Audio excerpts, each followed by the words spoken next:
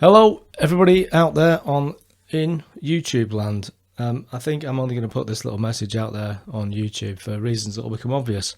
This is a quick update from me. It's been a little while since I put anything out. Oh, I keep getting bits of scrap noise here. There's a reason for that. Hopefully there won't be any more. I don't know if you heard that. It was a bit of a fart from a bass guitar. But it's just a bit of noise sample on this Reaper file I've just done a song on. So I've just been mega busy with work, necessary money earning work that I've not been able to get out of or avoid. Otherwise, I would have put out several songs, and I would have got on and finally got the podcast going, which is happening still. It's going to happen before I croak. I will get around to it. It's definitely happening. It's just a real shortage of time.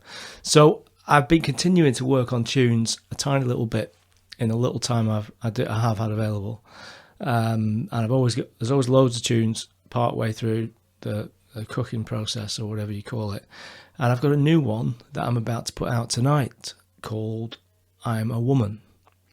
So I want to sort of explain it a little bit, because I need to now, in a way.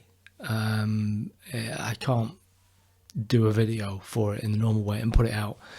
So I'm just going to put it out as a song, and you'll understand why when I explain. So I'm a Woman is about a fictional character. I hope YouTube's listening. Who's a heterosexual man who's not confused about his gender identity, but he experiences this thing called autogenophilia, is that it? So he gets turned on by pretending he's a woman, and he likes the thrill of going into women's spaces, which of course nowadays he probably doesn't have much difficulty in doing. And he's a totally selfish scumbag who just doesn't care what's right or fair. He just wants to scratch his itch, so to speak. As a tune, I think it's damn catchy. One of my catchiest, one of my strongest. Very simple, but I think a bit of an earworm, and I think you'll agree if you give it a listen. But it'll probably be a bit divisive. It might be a bit creepy for some people. The vocals are, delivered in character, so they might sound a bit creepy. So I'll probably lose some subscribers with this one, like I did with Circle of Pronouns, even though that was removed. Anyway, to be clear then, this song is not expressing hate to anyone, and certainly not anyone who's felt genuine gender dysphoria. The subject person, the kind of, what do we call them? The main character in the song is a selfish, perverted con man who's just using the current trans-tolerant culture that we live in to get sexual kicks, knowing full well that it's not right, but not caring about that. So again, fictional character. I'm not saying that people like this exist. I think the general mainstream narrative is that people like this don't exist.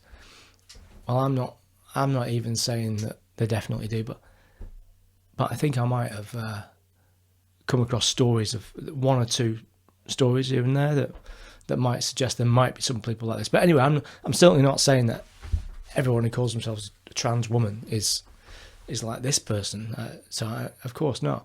And anyone that's genuinely feels like they're in the wrong body and all that kind of stuff, I've got lots of sympathy and empathy for their situation.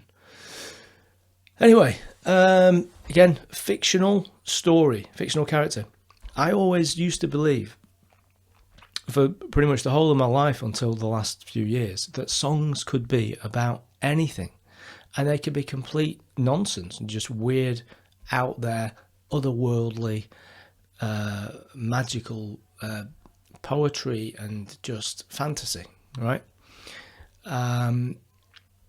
But that doesn't seem to be the case now. You put out a song, it seems like I've got this habit of putting out songs and they get interpreted as being advice or promoting hate.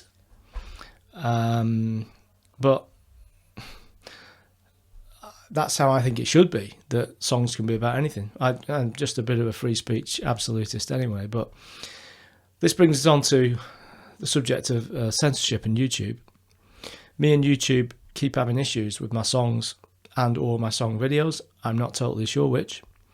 It would probably be both if it had the ability to look at both against the kind of thing it's trying to promote.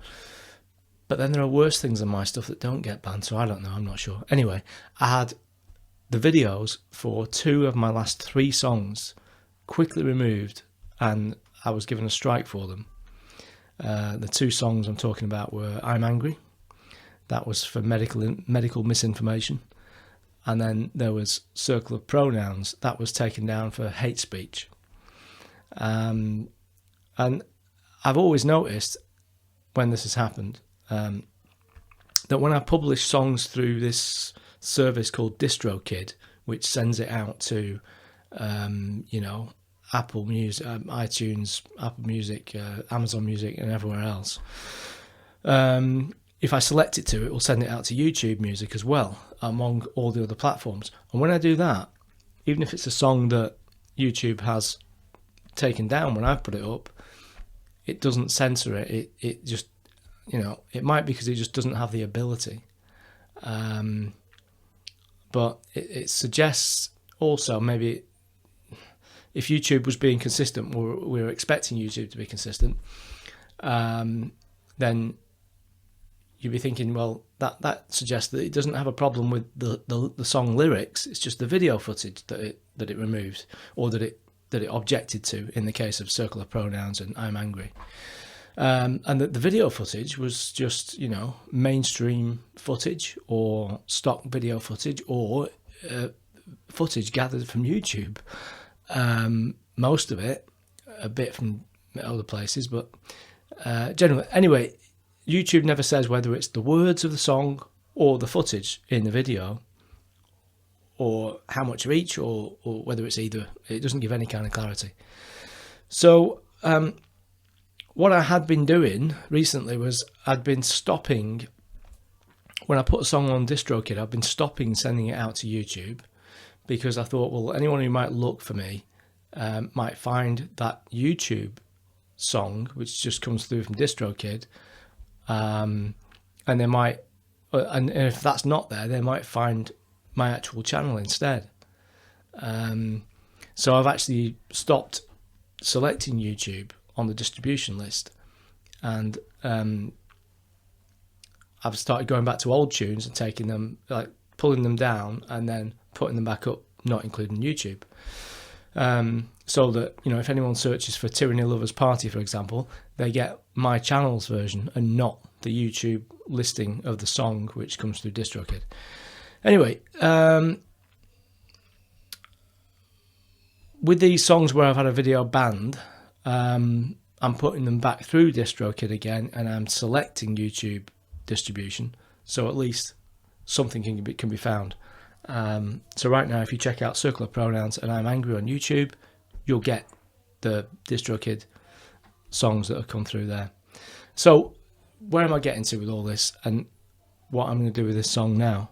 I'm almost certain, I'm like 99% certain, that if I put out this song, I'm a Woman, with any sort of half appropriate video, which it deserves, it's going to be banned and removed, and I'll get another strike. So what I'm going to do instead is put the song out tonight with no video, just the cover art. So from all the indications I've had so far, YouTube will just do that itself. If I send it through DistroKid, it'll just put the song up. But subscribers won't get notifications. So, and also I want everything to be seen really through the channel, or access to people to become aware of it through the channel. So I'm going to do that and see how it goes. I will do a video for this song, but I'll put that out through BitChute and Odyssey when it's done. If that goes okay, and if the song itself now survives on YouTube, then I might put a video onto YouTube, but using a different channel. Anyway, it's a cracking song, so I'll give it a try. Yeah, I hope it's worth all this waffle that I've been sharing about the machinations of YouTube and so on. And I haven't started this this podcast yet, but when I do, once I've done the kind of couple of intro episodes, I want to just sort of comment on things like other people do, and just share thoughts, you know. So I'm going to I'll do that now, just in terms of a couple of thoughts relating to this particular song and this issue.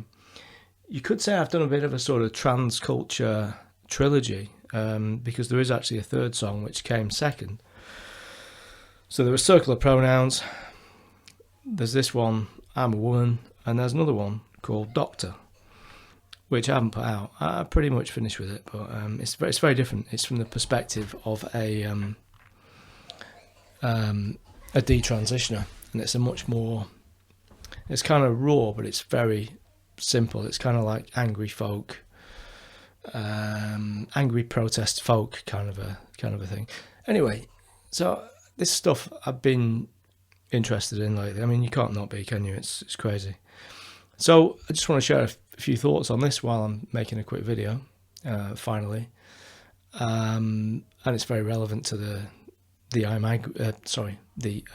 a Woman song.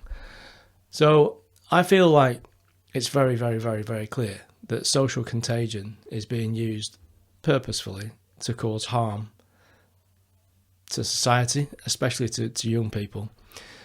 And of course, there are predators in the world, like the subject to this song, I'm a Woman, who will use anything at their disposal to provide them with access to prey, because that's what predators do. Although, of course, I don't know that there are any people like that. I'm not, going back to what I was saying before, it's a fictional character. Anyway, one of the concerning aspects of it is that, like with so many areas of woke culture, the packet, or what it says on the tin, the message, the line that everyone follows is that we all have to have our thoughts and our speech policed, because it's all about being kind to minorities who would otherwise be abused and oppressed. So, and that's, we're expected to take that on, whether it's a real minority, or we believe it's a real minority, or not, like whether it's people that can just be manipulated into believing they're part of an oppressed minority, and whether they're really abused and oppressed or not, whether there used to be some abuse and oppression a long time ago, and it doesn't really happen now. We're not supposed to distinguish or discriminate between reality, and we're certainly not supposed to think about proportionality or anything like that.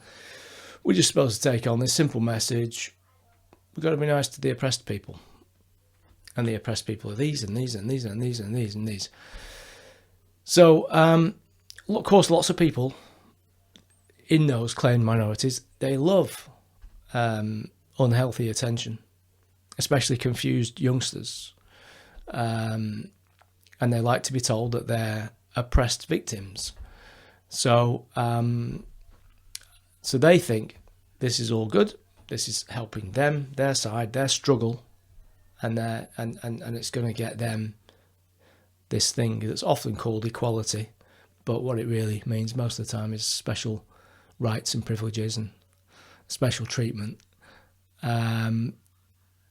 Anyway, they think that this is all for them. They think this, all this messaging, and I find it funny that this is a bit of a tangent, but looking at some of this stuff more closely over the last few months, I've become aware, and I wasn't really aware before, but a lot of these trans people, they actually, despite all the constant propaganda in the mainstream media and among political leaders and officialdom and academia and everywhere, they actually believe there's genocide being perpetrated against them now. They believe they're under attack. They don't believe that, mainstream directed, top-down directed media and, mass programming is on their side. They think it's against them. They think they're under attack, and there's, they're at threat of genocide, or they're undergoing genocide. That's what they believe. They believe they are in a real life and death struggle, and it's helpful to remember that, because it's if they really believe that, you can understand why they feel so passionate, as a lot of them do. Having said that, a lot of them kind of seem to behave a lot like kind of rats or hyenas.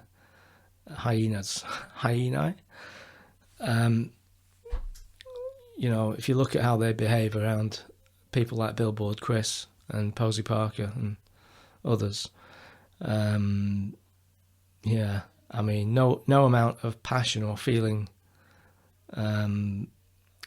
under attack kind of would explain or excuse the way they behave. But anyway, it sort of helps me to empathise with some of them. But anyway, people love being victims and feeling like they're victims, and they think it's all for them. So they think it's about gaining equality and gaining human rights. So all this force and coercion regarding people's speech and behaviour and language, and being recognised, being acknowledged for what they believe they are, and so on, they think it's all justified. They're completely blind to the fact that they are just pawns, and this is one stage in the game, and it's divide and rule, and it's Operation Depop, and it serves so many purposes, and they can't think for a moment that the people actually deciding that this stuff should be pushed, including, many of these people, that's why these ideas are put in their head in the first place, and why they believe they're this or they're that, because of social contagion that's been engineered into place. Anyway, they think it's about them. They got no idea that the people that made this all happen obviously couldn't care less about them.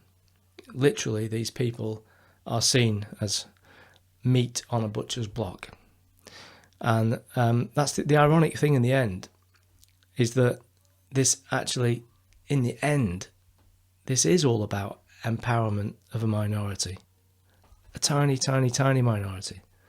Globalists and the global elite who want most of us slaves just dead, and any that remain completely controlled and subjugated. They think they're fighting for their minority rights, and they're obviously going to get cast aside. And that literally ended.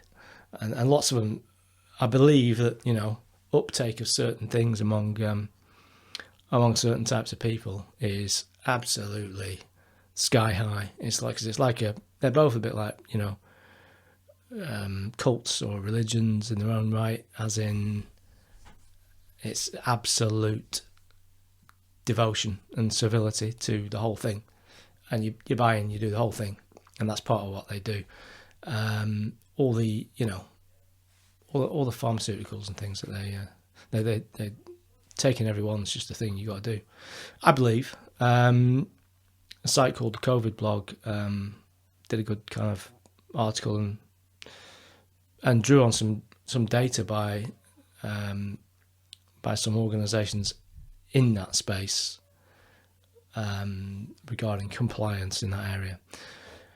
Hope I'm not talking too cryptically. Anyway, this whole thing about the definition of a woman as well is something I want to touch on.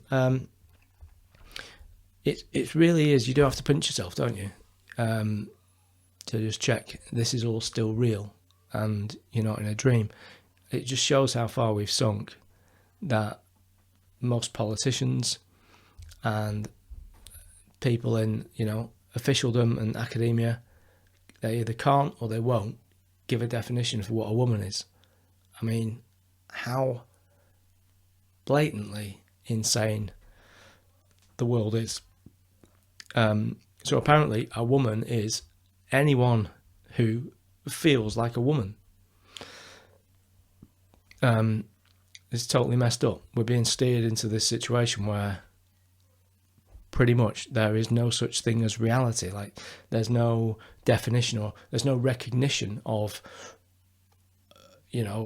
proven physical reality, or truth, or clarity in a definition at all. So somebody's thoughts and feelings, they actually trump reality. So if I say I'm an apple and that's how I feel, then you're A, bad person, and B, just plain wrong if you don't call me an apple.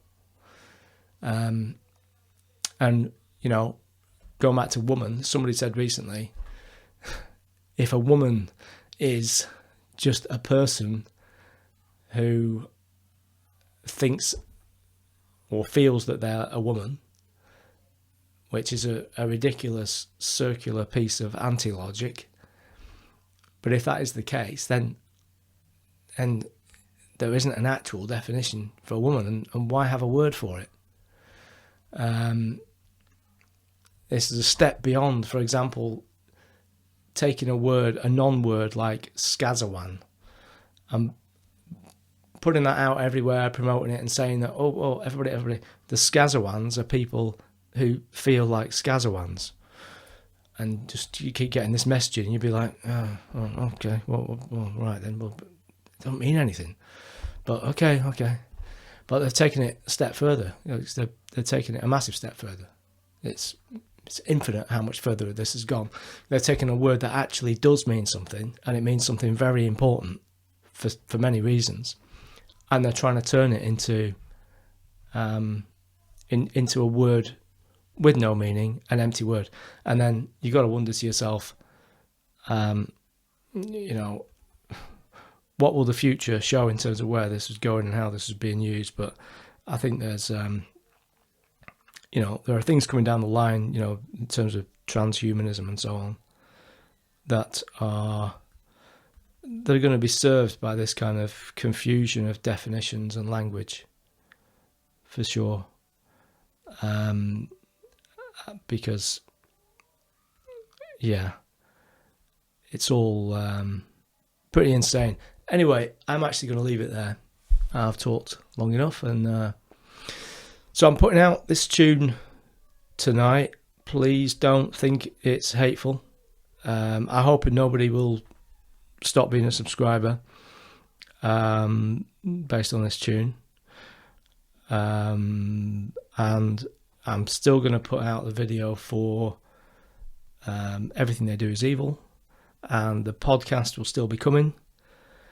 And there's loads more tunes in the pipeline, as always.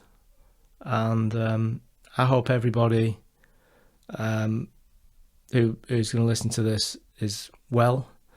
And soon enough, I'm hoping that there'll give me some sort of bit more of a kind of dialogue. When the podcast starts, there's a few people who I'm in touch with who are interested in coming on for a chat and coming on as guests. So there'll be some interesting stuff spoken about, and please keep checking in, and click the bell and so on.